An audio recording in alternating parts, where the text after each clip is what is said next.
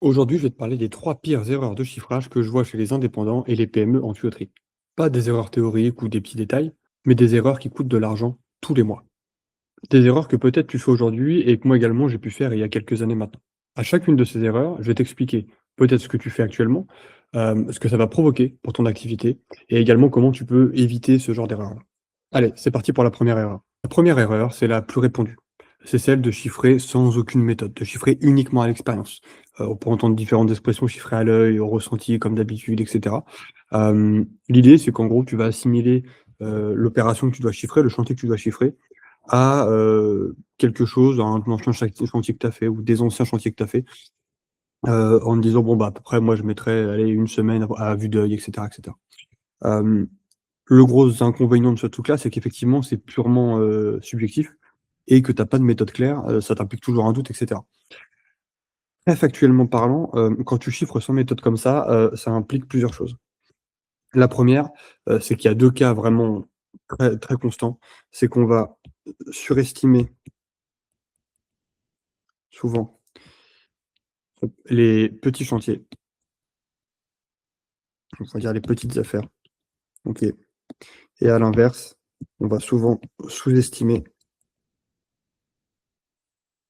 les grosses affaires. OK, et donc ça crée vraiment des écarts. Sur les petites affaires, on va qualifier de petites affaires, c'est on va dire inférieur à 30 000 €. Hem, Parfois on peut retomber sur ses pattes un peu, bon voilà, les erreurs sont en volume moins impactantes, OK? Une erreur de 10 c'est 3 000 €, sur une affaire à 300 000 c'est 30 000. Bon, les échelles sont pas les mêmes. Mais en pourcentage ça reste quand même malgré tout la même chose.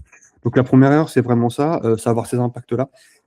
Ça, c'est en étant vraiment purement, objectif.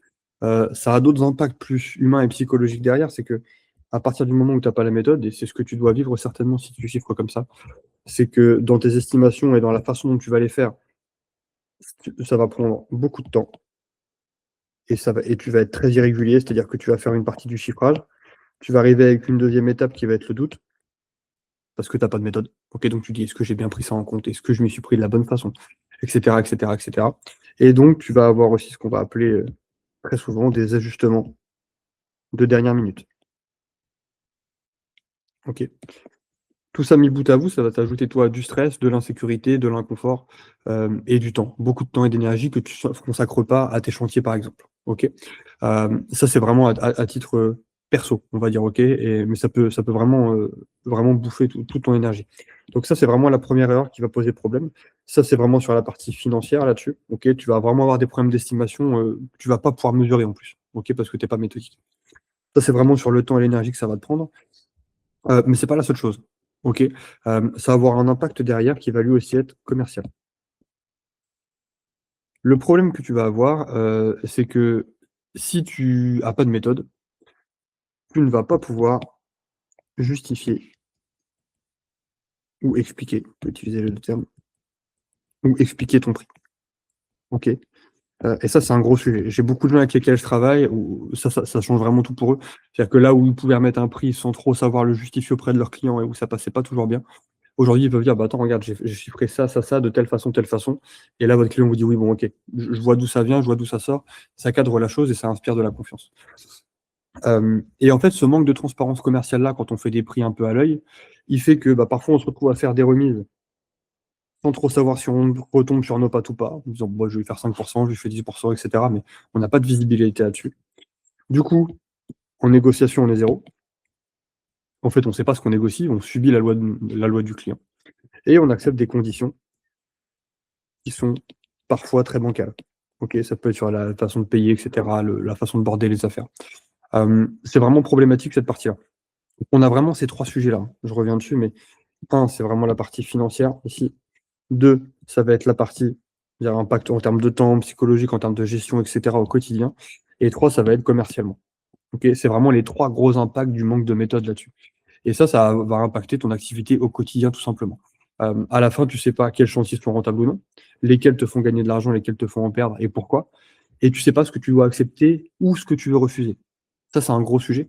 Toutes les affaires ne sont pas toujours bonnes à prendre. Il faut savoir parfois refuser des affaires, plutôt que de prendre une affaire à perte. Malheureusement, si tu as pas de méthode ça, tu es rarement capable de voir, OK? Donc ça, c'est vraiment la première grosse erreur, chiffrer uniquement à l'expérience et ça engendre tout ce que je viens de t'expliquer là. La deuxième erreur la plus courante qu'on va voir, c'est le fait de mal border l'offre au final, et les aléas qui vont avec. Un des dangers du forfait quand on le maîtrise mal, quand on vend des affaires au forfait, c'est qu'effectivement, on vend un package global. Si on n'a pas bien défini et bien bordé ce qu'il y avait dans ce package global-là, ça peut avoir des grosses conséquences derrière, même si le chiffrage est bon en amont. Donc il y a vraiment 2 règles à ça, c'est un, le chiffrage bordé comme on l'a vu juste avant et 2, une offre bordée et claire. OK? Ça veut dire que notre offre bordée et claire, elle doit couvrir tous les aléas qu'on pourrait rencontrer. D'accord? Je vais vous donner pour ça un exemple ultra concret, OK? D'un gars, qui est dans le programme actuellement avec lequel je travaille. Cette personne-là, c'est Jérôme. Jérôme, lui, et je vais vous donner un deuxième exemple plutôt pour ceux qui sont en PME après. Lui, il est indépendant, il est tout seul. OK? Il fait en moyenne, avant d'arriver dans le programme, il était autour des 70 000, là, il est plus à 100, entre 100 et 120 000 l'année. Donc partons sur une moyenne de 100 000 l'année. OK? Sans prendre en compte le sujet du chiffrage et du commerce, et cetera, de tout ce qu'il a pu faire quand on a travaillé ensemble, il y avait un sujet qui lui posait problème et qui était récurrent chez lui, c'était effectivement ce fait de mal border les affaires. Ça se matérialisait comment?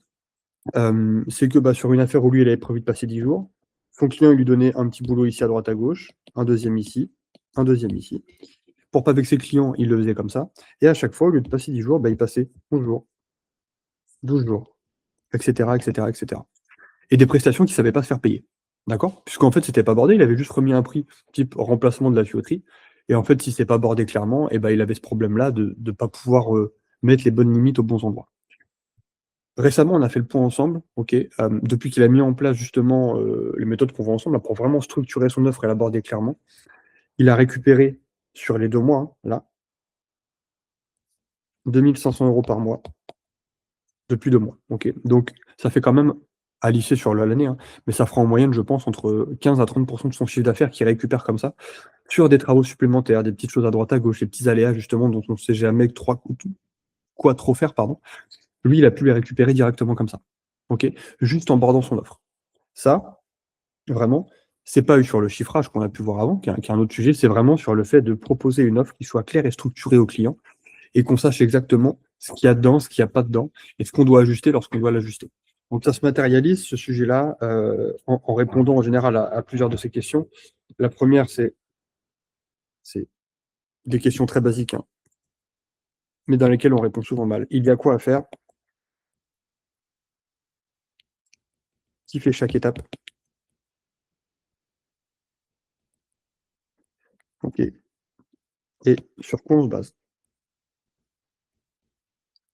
Ça peut être des documents, des plans, des photos avec des dates et cetera, peu importe. Mais il faut avoir une base de référence, pour définir exactement ce qu'on a chiffré, savoir qui fait quoi quand il y a différentes activités, ce qui est souvent le cas, qui fait la fourniture, qui s'occupe de la robinetterie, des tubes et des raccords, de la pose, peut-être du calorifluge, de l'échafaudage, bref. Il faut vraiment aborder l'ensemble, OK. Répondre à la question: «Comment on gère les aléas?» Dans nos métiers, c'est quand même des choses qui arrivent extrêmement souvent. Ça peut être des travaux supplémentaires, un décalage du planning au dernier moment, de la coactivité qui est mal gérée, et cetera, et cetera, et cetera. Donc ça va vraiment être la deuxième grosse erreur, c'est vraiment de pas traiter ou maltraiter tous ces sujets-là, OK? C'est ce qui fait que vous pouvez avoir un chiffrage qui est bon, mais qu'en fait, quand l'affaire se déroule et ben, vous passez à la trappe et vous allez perdre des 1 000, 2 000, 3 000 € pour des affaires à 10 000, 15 000, OK? Quand on monte crescendo, comme je vous disais juste avant, sur des affaires à plusieurs centaines de milliers d'euros, ça peut monter très vite. J'ai eu des exemples de cas de gars qui étaient venus me voir, malheureusement un peu trop tard, mais qui ont perdu sur des affaires à 200 000 des 30 000 – 40 000 €. OK? Par exemple, pour du supportage qui avait mal été géré dans l'offre et cetera, pour des travaux sub qui ont mal été appréhendés, pour tous ces sujets-là. D'accord? Dans ces cas-là, on a souvent tendance à se dire: «Ouais, mais c'est le client, il est pas clair, il est pas transparent avec moi» et cetera. C'est pas la faute du client, OK? Les conséquences à chaque fois, en fait, le problème de ce truc-là, c'est qu'on a tendance, quand c'est pas abordé, à absorber les problèmes, à prendre des risques à 100 et en fait, c'est nous qui devenons le fusible, OK? Donc le truc, c'est vraiment structurer l'offre. Si tu as une offre claire, c'est pas le client ni le chantier le problème, OK? Il y a un cadre et en fait, tu pourras justement ajuster le cadre et elle, bah, garder entre guillemets le chiffre pour toi et pas que ça donne directement à ton client et c'est toi qui garderas les bénéfices justement de ce cadrage-là. Donc ça, c'est vraiment le deuxième sujet. 1er, on a dit, vraiment structurer le chiffrage de façon méthodique. Deuxième sujet, c'est vraiment réussir à aborder complètement l'offre finale. La troisième et dernière grosse erreur, c'est ce qu'on va appeler le FEL. Le FEL, c'est quelque chose, qui est ultra important, notamment si tu vas chercher des affaires au-dessus de 40 000 €, OK, quand tu passes ce palier-là et que tu vas chercher des affaires en général à minimum 6 chiffres, voire plus. Le FEL, c'est ce qu'on appelle des frais d'encadrement et de logistique. Alors ça peut être intéressant même à un niveau moindre, hein, OK, avec des petites structures, voire des indépendants. Ça peut être intéressant, mais c'est moins primordial comme moyen de contrôle. Ça, c'est tous les frais qu'on va engendrer et qui vont être liés, à la logistique du chantier de façon générale et à l'encadrement si on en a. Ça peut être des chefs de chantier, des chefs d'équipe, et cetera. Pour la logistique, ça peut être les camions, les véhicules, toutes les locations, diverses, nacelles, postes, compresseurs, génératrices, et cetera, et cetera. Le fait est que, ces frais-là, OK, ils doivent être contrôlés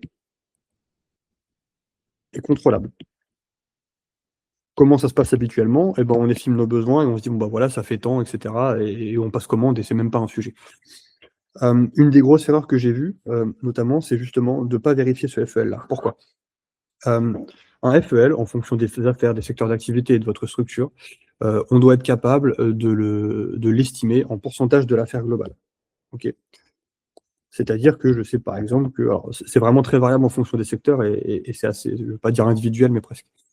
Vous devez savoir que pour une affaire lambda, par exemple, votre FEL doit être, je sais pas, de 8. Sur une autre affaire, qui serait complexe et extrêmement répartie, ça peut être plus élevé, jusqu'à 30. Et ça, c'est important. Je vous donne un cas de figure, basique, très schématique. Vous avez, ici une usine, OK, et dans cette usine-là, il y a 4 unités. Je vous fais les 2 cas de figure, et on a 2 chantiers avec la même quantité de travaux, à proprement parler, exactement les mêmes travaux. Les premiers sont répartis dans une seule unité, OK, et les deuxièmes, par exemple, sur les lignes d'utilité de l'usine et donc un peu partout, réseau d'eau, vapeur, et cetera, qui alimentent l'ensemble. Dans ce premier cas ici, bah, en fait, je vais pouvoir mutualiser l'ensemble de mon encadrement et de la logistique. Je vais peut-être avoir moins de chefs parce qu'ils vont tous être concentrés au même endroit. Je vais peut-être pouvoir mutualiser les nacelles, les compresseurs, tous mes éléments ici, je vais pouvoir les mutualiser. Donc je devrais avoir un FEL plutôt bas. OK? À l'inverse ici, bien que c'est la même quantité de travaux, si c'est réparti à chaque endroit, pardon, peut-être qu'il me faut un véhicule par équipe, par exemple. Peut-être qu'il me faut un compresseur par équipe, et cetera, et cetera. Et donc là, je vais être plutôt dans une tendance FEL haut. OK? Et ça, je dois être capable à la fois de mesurer et de vérifier. C'est-à-dire que si je fais un chiffrage important, que je suis dans un cas de figure comme celui-ci et que moi je tombe sur un FEL à, je sais pas, 4, ce qui est un FEL bas, OK? Là, ça doit être sonnette d'alarme: «Attention, il y a quelque chose qui va pas, on va manger la gamelle». OK? Je vous en parle, j'ai déjà vu sur des affaires comme ça à plusieurs centaines de milliers d'euros, et où on se retrouvait avec plus de 20 de pertes juste à cause de ça. OK? L'estimation en soi de la main-d'œuvre était pas mauvaise, mais tout ça était à côté de la plaque. OK? Et ça, c'est un des gros sujets, je vous dis notamment, alors c'est un sujet pour les petites structures, on va dire, qui vont chercher des affaires à jusqu'à 40 000 50 000, OK? C'est encore plus important pour ceux qui vont au-dessus parce que ça, c'est quelque chose que vous devez absolument vérifier sur chacune de vos affaires, OK? C'est complètement indispensable. 3 erreurs qu'on vient de voir là, elles ont toutes un point commun, OK? C'est que si vous les faites, c'est que vous avez pas de cadre sur le sujet qu'on a abordé. Soit pas de cadre pour chiffrer, soit pas de cadre ni de méthode pour structurer vos offres et les aborder, soit pas de cadre pour vérifier votre FEL, OK? C'est le point commun à tout ça, OK? La bonne nouvelle par contre, c'est que tout ça peut très facilement se structurer, OK? Il faut juste une méthode qui permette de chiffrer de façon entièrement décomposée, et qui soit complémentaire de la vision empirique que vous pouvez avoir, qui soit entièrement structurée, reproductible et sur laquelle on va pouvoir se baser. Ça va être pour la partie chiffrage. Pour la partie effectivement, border l'offre, pardon, il vous faut juste une trame que vous sachiez respecter de A à Z, avec une checklist à vérifier à chaque fois. Et pour la partie FEI, il vous faut les bons outils et les bonnes méthodes pour pouvoir à la fois les calculer, à la fois les vérifier et savoir quand vous êtes bon ou pas. Tout ça, c'est vraiment ce qui va permettre derrière, de vendre des affaires au forfait de façon sereine, calme, et assurée derrière, OK? Quand je dis assurée, ça va être, psychologiquement, mais aussi économiquement parlant. Tu veux, je peux t'expliquer comment structurer, un chiffrage clair et rentable, même sans 30 ans d'expérience avec une offre bordée et des indicateurs comme le FEL, mais il y en a d'autres qui soient hyper précis et hyper fiables. Pour ça, il y a un petit lien dans la description, dans lequel tu peux prendre rendez-vous si tu es à ton compte. et dans lequel on pourrait échanger sur ton activité et voir comment tu pourras mettre tout ça en place. Voilà, en tout cas, ça sera tout pour cette vidéo. J'espère qu'elle t'a plu et on se dit à très vite.